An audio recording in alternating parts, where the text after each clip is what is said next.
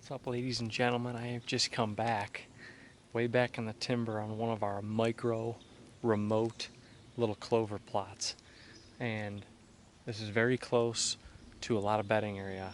Way back in the timber, these bucks in particular will come way back here to bed.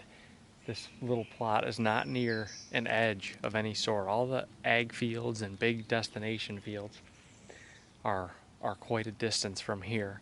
But this is an incredible plot to to hunt on when you have the right opportunity. So we have an XOP stand hung in a hemlock tree about 15 yards off this little plot, and it's on the north side of the plot, and we will only hunt this with a south wind, but a lot of these deer bed way back in this swamp and back in these hemlock bottoms.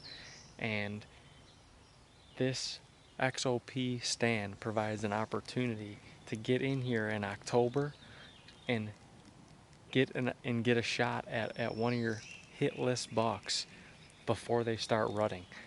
They usually like to hit this plot before they head out to the bigger fields and their other food sources.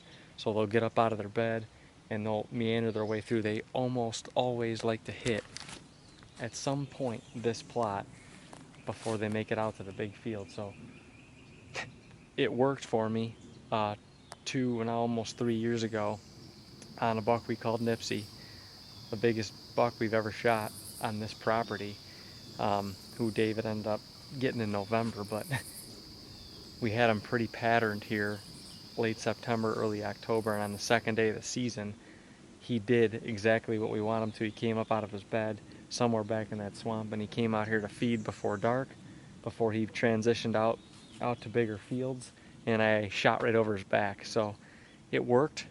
I just didn't fulfill my end of the deal. But I'm going to spray this clover plot here in the next week or two, get these grasses out of here.